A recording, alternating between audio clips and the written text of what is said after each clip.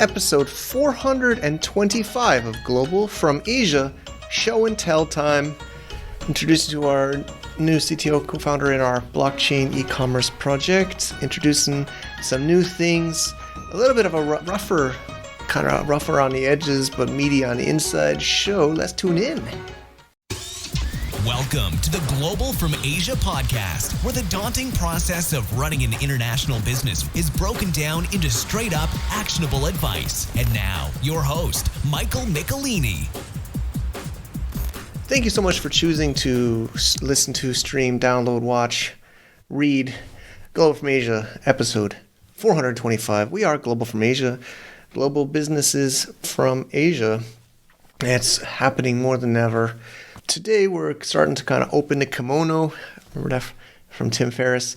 We are showing a little bit of what's been going on behind the scenes. We talked a little bit at Cross Border Summit for those that came in November, but it's getting a little bit more ready. Also, if you got a gift from us at the summit, please let us know if you haven't redeemed that yet. It's going to start to become real very soon. This has been over a year in the works, and even before that, depends on what you say to start, but we have our co-founder CTO of the LoadPipe Foundation, Bo, with us. Brought him into the in-person e-com meetup we do here in Chiang Mai, Thailand. And it's more of like a brainstorming, sharing, show and tell session. We're actually doing another one. It was really well received, and we have people already registering, wanting to tune in online for the next one. We'll be going on when this show goes online.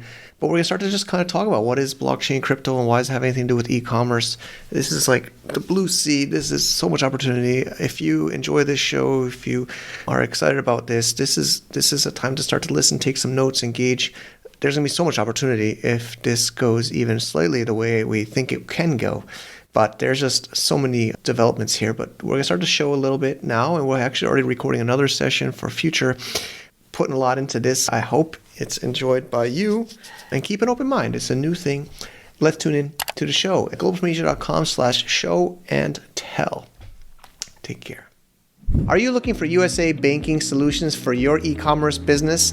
I am proud to say Mercury.com is supporting the podcast here 3rd year in a row at Global from Asia, and we're proud to say it because we use them ourselves for many of our own Amazon brands and e-commerce brands and joint ventures with our US structures. And they're super easy to do, online application, no fees, and they have great customer support, have helped us with trouble with Amazon Seller Central over the years about some receipts and statements and everything like that. So we're so happy to say thank you, Mercury, for supporting our show, being a great service, and supporting other e-commerce sellers. We're really proud to say they're a sponsor here, and we also have a video tutorial as well as an overview and a special link with a little bonus for you as well for us under certain conditions. Check it out at globalfromasia.com/Mercury for that information. Thank you for listening, and thank you, Mercury. So we're show and tell today, and it's 2024. So I figured we start to introduce what we're a new e-commerce platform on the blockchain. We're still discussing names, but LoadPipe is the protocol name. And today I have our co-founder CTO, Bo, with us. You want to say hi, Bo? Hello. Hi. How you guys doing? Great. So he just arrived back to Chiang Mai. We met in Chiang Mai last year, but he just got back in January, and we're full force into this project. It's been in the works for 8 or 9 months already, and hopefully we'll have more to show everybody. But maybe I'll open it with this cool video. We just made some updates. If you're at the Cross Border Summit, you might have seen it already. I don't know if the sound will work. Can you see it? Oh yeah. In the e-commerce world, a transformation is underway. It's like a 1 minute. From the Red Sea of cutthroat competition to the uncharted blue sea of blockchain collaboration.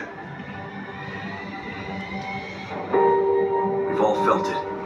Constrained, powerless in their game. Shut down on Amazon. Entrepreneurs, like ancient gladiators, battle forces beyond their control. We are at the mercy of digital emperors. Imagine e-commerce with open protocols, where your data and identity truly belong to you. This leap is our journey from competition to collaboration. Welcome to LoadPipe, a thriving community where everyone's contribution is valued. help us build not just a platform, but a new paradigm for global trade.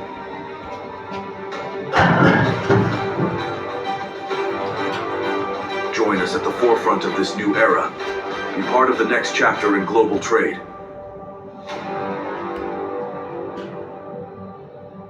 Oh, we added the water at the end. Okay, so there's been some iterations of that video. Probably doesn't explain what we do, right? It's just a hype video. But essentially, instead of selling on a Web 2 marketplace like Amazon that we're all talking about today, you sell on still a marketplace, but the data is not controlled by that marketplace.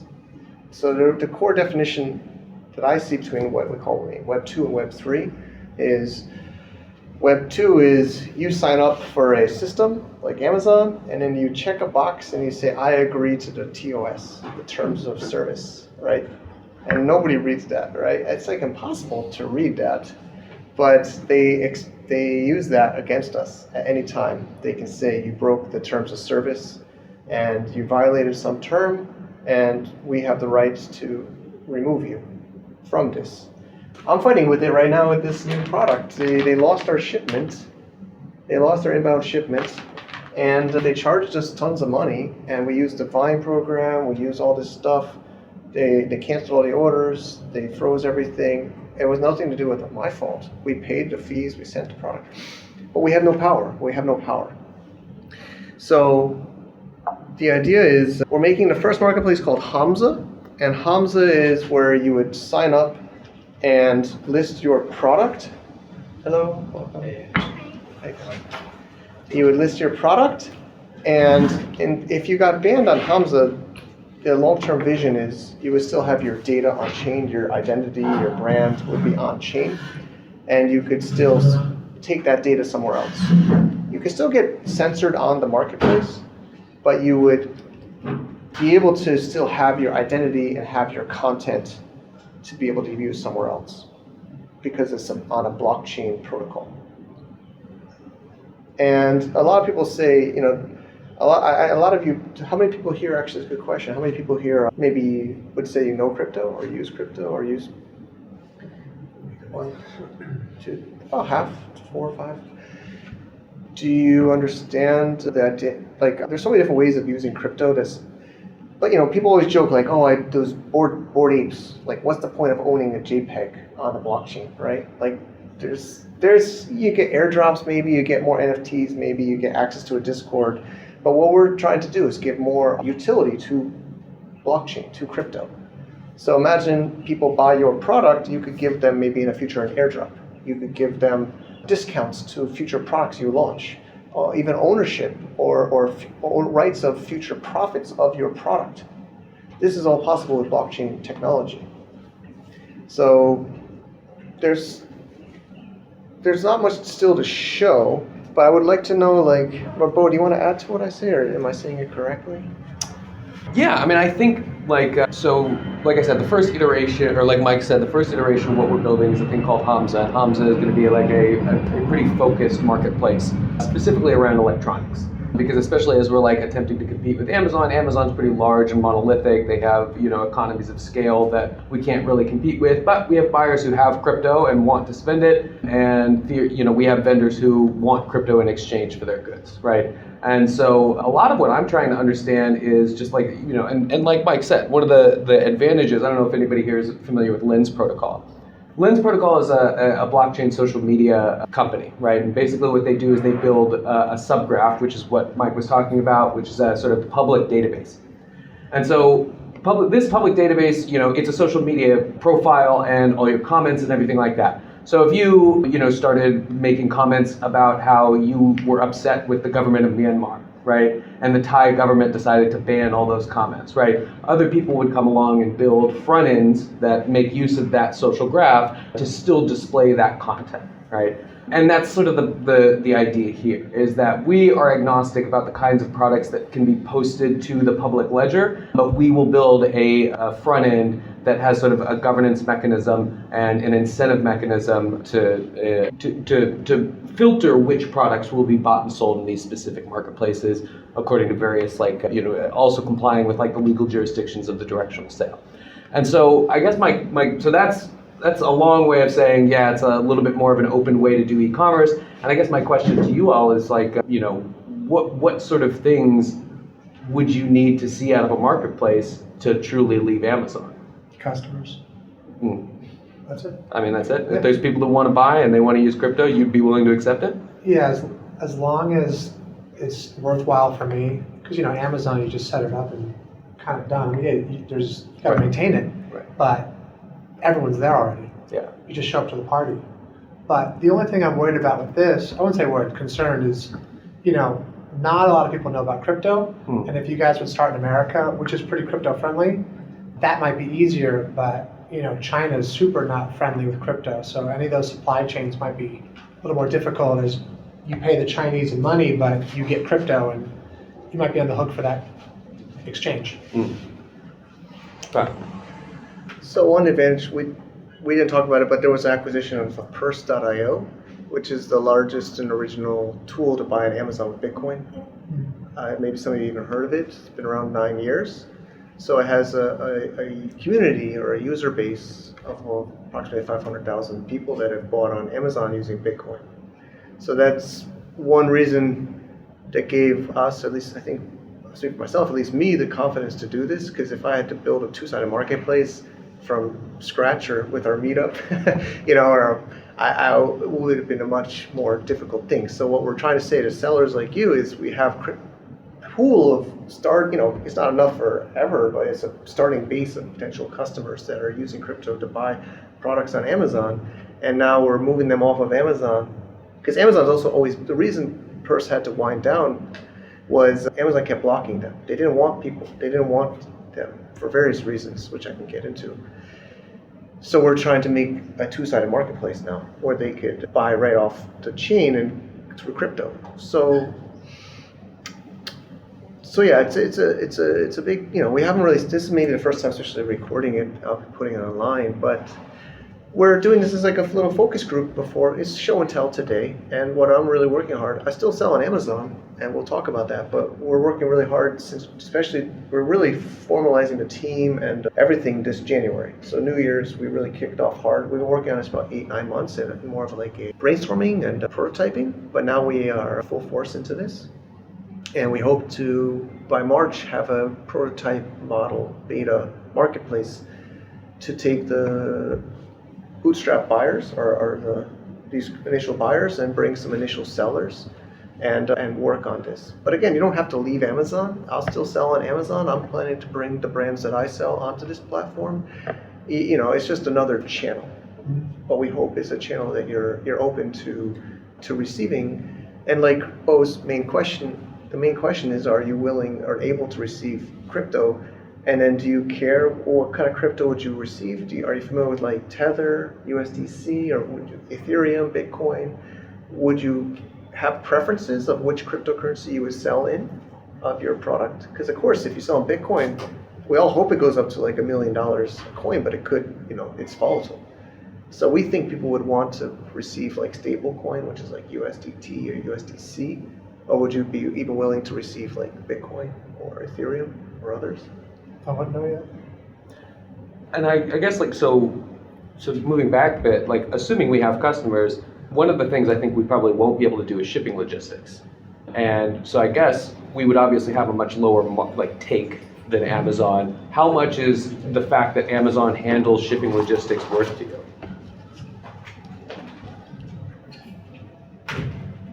That's sort of an open question. Is that something that Well, to be fair, we could partner with other logistics providers, like Clements here. I mean, you probably offer 3PL. Do you know what third-party logistics? Yeah. Do you offer? Yes, of course. So yeah, and maybe Bo is not as aware, maybe he is aware, but there's lots of logistics companies that can hold your product and ship to your customers for you. It's called 3PL. third-party logistics. So yeah, just to let you guys, I don't know much about e-commerce. I assume Amazon just handles all this stuff. But yeah, Amazon does Okay. it all, but Okay. there's others that can also do almost the same as what they do, right? So one idea of this protocol is we could connect to say, like, again, Clement, I don't know you, but I'm sure maybe we could have you plug in. The point of a protocol that I love is open. So people could plug in their own like logistics. It's actually completely opposite of Amazon. That's why I think it's fundamentally different. And technically, Amazon could sell on this. Amazon, this is one of I have lots of decks and stuff, but I don't want to bore you. I want it to be more interactive, and I don't want to take too much of your time. But the idea is this is Hamza, which is what we're starting with. Hopefully we'll have something, maybe even sooner, but by March. But you could have your own marketplace. Amazon could be here. I have this one case study in a paper we have. It's called Africa Mart. So it could also be hyper local. It could be hyper local. It doesn't have to be like global. It doesn't have to be like China to the US. You can make a local marketplace in your community using the protocol. You can make launch pads, affiliate platforms. So Amazon could be here. But of course they'd have to connect to the protocol, meaning their data would have to be open. But I don't think they would do that, but they're welcome to do that. So if I have friends at Amazon, I don't want to say like we're competing, we could complementarily work with them. I'll always say that directly to anybody at Amazon. You can join here, you can put Amazon here and you can plug in. I don't want to say I'm trying to compete with Amazon. I just don't think they will join this, but they're welcome to join this, right, Bo? I would work with them, right? But it's meant to be an open platform. So instead of having API access to Amazon Seller Central or it's all these tools, you would just be able to connect openly to our protocol once it's ready. But we could offer 3PL plugins. So maybe even Clement, I have other logistics friends. We could offer those services you would send to their warehouse. Wouldn't be Amazon's, but it would be a warehouse. They would know our protocol or they would know our marketplace, and then they would take the order and send it to your customer. So we could offer, you don't have to do it yourself, or you can use your own 3PL. And I don't, Well, and my question is a little bit more like, how much of a percentage of your like profit is Amazon taking, and how much of that is worth it, given that they handle the shipping logistics? Well, Amazon takes half what we sell, but that includes the shipping, their fee, advertising, but they pretty much half. And like half, and like obviously like you're getting volume, and so it doesn't hurt quite as much, right? Yeah, and another thing is that when I send the things in a bulk to the Amazon, it costs me average cost for me is 1.5 USD per product to get my product from here to Amazon warehouse. So if I send anything to customer to United States with the DHL Express, it's gonna cost me 20 USD. So, and I'm selling the 20 USD product, so then I would need to sell them 20 USD plus the 20 for the shipping. I see. So I don't have a business without that. Okay, I see. Yeah, but there's other 3PLs. You don't have to use Amazon's 3PL. Yeah, but then again, I'm a little bit scared to use the other ones because Amazon give you the prime and everything. So I'm just scared to go and even try them. Like, and I also don't think that they can be much more cheaper on the shipping. So. Okay. What type of customers are you attempting to attract to the marketplace? Like, why would they choose yours instead of Amazon? So again, one reason that motivated us, or at least me, to start this endeavor was the opportunity to take over Purse's operations, which is, if you go to Purse, it's closed right now, but it's a 9-year-old running tool to buy on Amazon with Bitcoin. Right, I've used it. Oh, you have used it. So we hope you might be getting an email from us soon. We might have gotten emails in the past. So you acquired Purse? It's a complicated thing. It's a restructuring, but yeah, basically yes. So we're using those. You'll be getting emails from us soon. But the people that use Purse they wanted to shop on Amazon, right? Well, they wanted to shop on Amazon. They want to get discounts, and They wanted to spend But they Bitcoin. wanted to spend Bitcoin. But they at least had to use Bitcoin to use And you're Purse. trying to attract crypto natives. Well, I mean, and that's more or less, right? People who want to spend Bitcoin, right? Or people who want to spend crypto more generally, right? Of course. Yeah. Finish. No, go ahead. But of course, we don't know how many are Bitcoin maxi. I don't know if you're a Bitcoin maxi. I mean, I love Bitcoin, but we're mostly going to be moving on to Ethereum with our protocol because I asked Will, do you want to accept Bitcoin only? But I think a lot of sellers want to receive stablecoin, USDT. As a seller, they don't want to receive Bitcoin. At least they would have to liquidate it, right? They don't want to take that risk of it dropping or even going up. So a lot of sellers want stablecoin. Yeah, And there's other reasons too for Ethereum. I guess I'm just curious what types of products crypto natives would be seeking out. Turns out they love electronics. Well, that's Electronics. that's one of our. Besides Silk Road type products. Well, yeah, that too. Again, that's why we have the data. We're going through the data. We're looking at what the top products were. But yeah, it was electronics majority. Electronics. And so we're trying to replicate that. We're trying to leverage that as much as we can. I mean, we're talking to you today. Most of you are sellers, so we would like to know if you'd like to sell to this channel. But we think the buyers will be crypto native buyers that have crypto and want to use crypto and don't. Yeah, I mean, could be other things like, I imagine like digital nomad things like, travel backpacks, low weight jackets, these are things that actually like hit a pretty interesting point where like the shipping doesn't cost too much, but they're high ticket items, so the margin on them is like, or like, the value of the item versus the cost to ship is like quite low, which I think, like maybe a $20 product, if you're having to handle shipping logistics yourself, doesn't make any sense, right? But if it's a $200 product that costs, $15, $20 to ship, then maybe that's something that like on the marketplace would perform well, and someone who wants to pay in crypto might buy it there. Anyway, sorry, thank you. For example, for us, we also do the shipping from here with our Etsy orders. And in Etsy, we just start the shipping much more, and we put the product a little bit down the price. But overall, if customer in the United States buy the same product on Amazon or Etsy, I think they pay 35% more on Etsy, and that's only because of shipping. And we make about the same money. Yeah.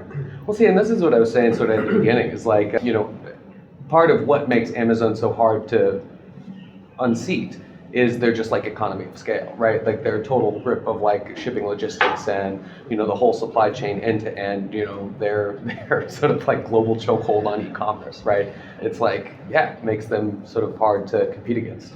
I mean, there are advantages. So I don't want to get so political, but Mao Zedong won China, and the reason I believe, I haven't studied it so deeply, but he didn't go directly to Shanghai, Beijing. He didn't go to the top tier cities. He went to the surrounding villages and towns. He kind of captured all around. There's even a term in Chinese about surrounding and then coming in. So I feel like maybe what we're going to do, my gut feeling is we might not sell as well in the US, or maybe we'll get some customers, but I think our advantages will be in like South America, other emerging markets. And maybe as Will says, crypto, I don't think US really supports crypto, actually. And these other markets are supporting it more, especially Latin America, Venezuela. Some of our team members from Purse came from Venezuela, Argentina. So it might be about more of these grassroots markets that have no infrastructure, that can't accept even crypto, can't accept fiat, that don't have these tools and bank solutions that first world places such as the US have. And so our gut feeling is we might be more successful in these emerging markets where even Amazon can't reach, but we can because we're bottom up, not top down, right? So people in that market I can't wait. And this is just the first time we're talking about this publicly. I mentioned to some of you. I don't want to push too much today, but I thought show and tell, Bo's here. I thought we could introduce this for the first time. I'll probably be mentioning this each time a little bit. But I'm really this is our new big push, and it's an exciting time to share.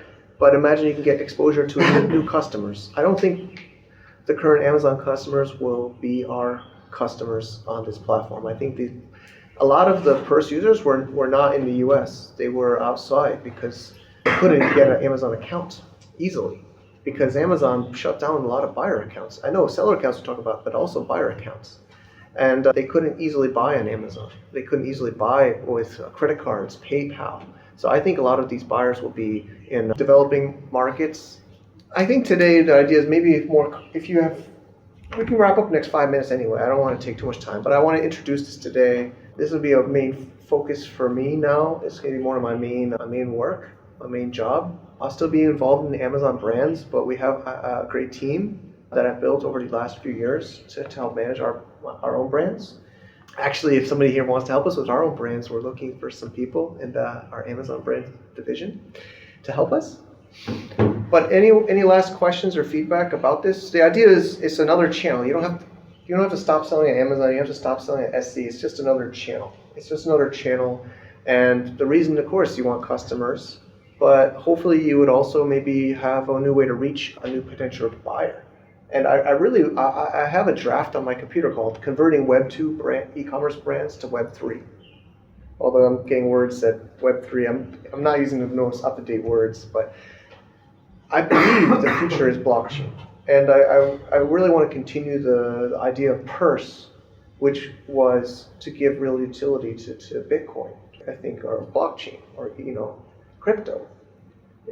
So much of these crypto projects are like, there's rug pulls and they're selling like JPEGs of random pictures and pump and dumps and stuff, but there's real utility in blockchain. And that's what I've learned, especially during COVID. I was always involved in blockchain. I started getting involved in Bitcoin in 2012. I sold most of them, unfortunately. 2017 really discouraged me to crypto because of all the ICOs, and I sold my Bitcoin because of that. And also my BTC China, not my wife's Bitcoin BTC China got shut down. They shut down all of our Hong Kong-based accounts because I was a U.S. citizen. So I sold a lot, and I was also tired. All my friends, not friends, but friends of friends were doing ICO scams in 2017. So I kind of took a break from 2017 to 20, but I doubled down in 2020. And that's how it led me to meeting the Purse team and this acquisition.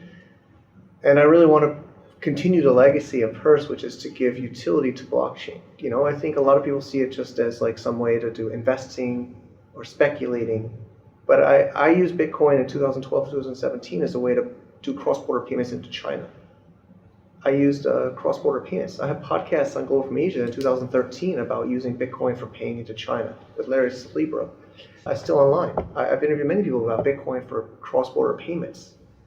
And I see it so clearly now. And we have a team developing. I'm so happy. Bo is our CTO co-founder. We have great other developers. We also have business development people all around the world. And also, just to clearly, the other idea is if this succeeds, it's not just going to leave behind the sellers or the buyers, right? Most marketplaces, especially Web 2, they get the early users like the Uber, the Amazon, the eBay, and then they forget about the early users. They don't give them anything. Maybe they will get some advantages because they get early feedback or whatever.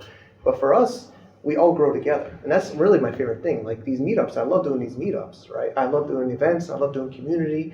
So I believe this is not like, we're not some team, right? We're in this together. And, I know there's not much maybe you can do right now. I know even some of you I've talked to personally that want to get more active. We're still trying to find ways to get you involved. It's still not exactly ready. We still want to have a prototype, a little bit more of a product that you can see and work with. But hopefully even maybe this month or February, but definitely March, there'll be something that you could use. Well, you go to hamza.oem6.com and see just give a short and quick look at the dev site. But is it public? I forgot the password though. I think it's no, you can just see it.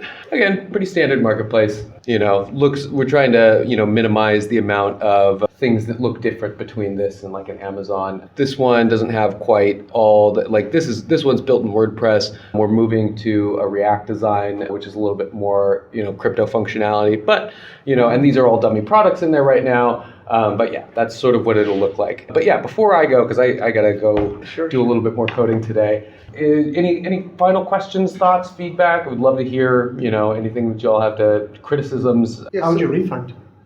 So we're building the escrow system. So like basically, it's the way it works is like buyer says I want this product. Then we, that payment goes into a smart contract. That smart contract is like sort of accruing interest in this small period where it's sitting there. Then we ask for proof that the product has been sent. Then we ask for proof that the product has been received, first from the buyer, then from the seller if the buyer doesn't provide it. Then there's a dispute resolution mechanism. We're going to handle that internally for now, but the idea is that ultimately all of that can be automated through processes like Claros. Claros is like a Web3 like sort of dispute resolution mechanism. So while it's locked in there, best case scenario, it just gets released upon the receipt of both proofs. Worst case scenario, it goes to a dispute resolution mechanism. And so yeah, that's how we would process refunds. So in this case, that the seller won't get the money before the item actually is being delivered. Yeah. Well, because again, it's like we're trying to do trustless transactions, right? And the part of the reason, this is the friction in like the traditional banking, or like the reason why the traditional banking system is appealing to a lot of people is a payment goes through, you just talk to the bank and you say, hey, this was a fraudulent transaction, I need the money back, right? And they have the resources to be able to refund people in cases of fraud. But a blockchain transaction, once it's done, right? And so we have to have mechanisms in place to make sure that fraud doesn't happen up front. Okay, yeah, thanks. Yeah, I thought it was password protected, but see how we have to be embarrassed. I'm a little bit embarrassed, but I think it's Reid Hoffman of LinkedIn. It says, if you are not embarrassed by your first version, you waited too long. So we're really trying to show, but basically this is a checkout page. So notice the core difference is connect your wallet, right? There's no username and password in Web3. You connect your wallet, right? And I can't wait. I think you all know me. I can't wait to make like tutorials and trainings and videos how that would work if you're not familiar. But use MetaMask or any kind of Ethereum-based wallet. And then you would put your address. This would not be on chain, right? This would be locally in that marketplace. We're not going to put your billing address or shipping address on the blockchain, but that would be stored locally. But of course, the transaction would be, and then this is just test ones, but you choose your cryptocurrency, right? So I think it would be more like USDT or C. I don't think most sellers will want to receive like Ethereum because it might drop like 30% or up 50%. It's not as volatile as smaller coins now, but you would say which coins you're willing to accept, I believe. We're still working it out, but you would be comfortable what you would accept. My opinion is you probably would just receive a USD stablecoin. And then, yeah, like Bo says, it would be locked up for a certain amount of time. And there's actually a lot more to it than that. But basically, the core difference of this versus others right now is the wallets is your identity and your crypto is your payment, not like PayPal, credit card, bank transfer. And we'd love you to be one of our early users. We're not exactly ready yet, but I thought it was good for Bo to maybe hear some things and get some questions from you. Yeah. And we'll be sharing the progress live as we build. So I think that's it for my show and tell on this project. We still have some more time. We can talk about high value launches with Will if we want. But payment fees, if you make a crypto transaction there, is there payment fees? Because I have some cryptos, but I don't really understand them. And every time I transfer Ethereum from this wallet to this wallet, they take a big part of that, some gasoline fee, whatever it is. So how is here?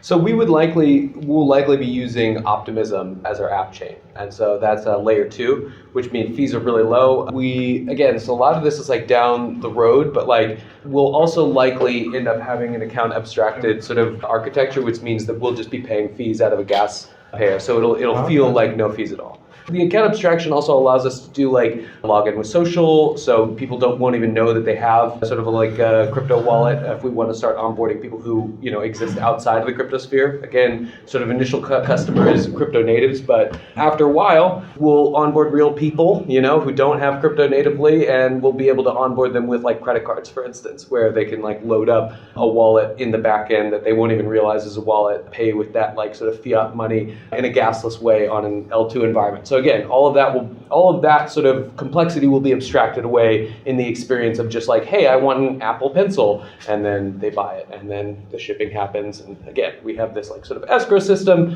which is the best solution we found. We'd love to find a better one, but we'll see. We'll be thinking about it for a while. All right, thank you guys so much. Thanks. But I guess the other point is the fees. So we will, of course, have to take some fees on the marketplace. So the fees in the transaction on, I don't know if you know, again, I don't know how much people here know about crypto or L2, L1, but I know people complain about Ethereum gas fees, right? I have the most experience. Yeah, so that's L1, it's called layer 1. So we're making layer 2 on Optimism, so I'm not sure if you're familiar with that, layer 2.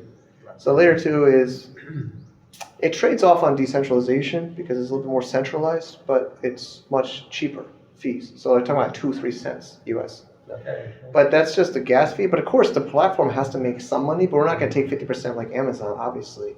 Well, we're still deciding how much to take. but it won't be nearly as much as any other platform, especially at the beginning. The future of e-commerce is waiting. LoadPipe is back. It's a protocol. We are making the new way to do e-commerce with blockchain technology. This is a very early stage, and we have Hamza as our first marketplace in this new ecosystem. It's very epic. If you want to participate, we are on an alpha stage in Q1 2024, where you can be a buyer or a vendor, application only. Check it out at hamza.biz for the marketplace or the overview of this protocol, and subscribe for updates at loadpipe.com. See you there. So what'd you think? I hope you enjoyed. Honestly, we keep it real here at Global from Asia. Some people like it, some people don't like it. We just, record stuff, show you the real insights. I think Bo and I weren't always on the same page. It's a startup. We're learning how to present this to the public. We're trying to make this easier for you to understand. Essentially, your identity is on the blockchain. Your content is on the blockchain. Your transactions are on the blockchain.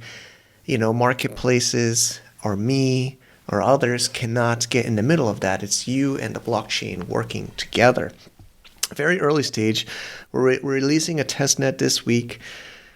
Hamza.biz is the first marketplace for the LoadPipe protocol. You can also check it out at loadpipe.com. Actually, Manley, our team IT manager, was saying he's never seen so much interest in our previous projects as this. People are registering on the waiting list, and people are very open and excited for a new way of doing e-commerce using the blockchain.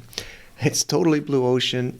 I've been trying to do something like this for years and years and years, especially since COVID.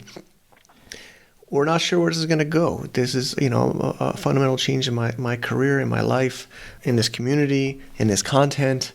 But of course, we're going to still have the normal content. We have Japan next week. We got, I think, another session of this after. Of course, you can choose the shows you like. I hope you like this. I'd love to hear from you. globalfromasia.com/show and tell.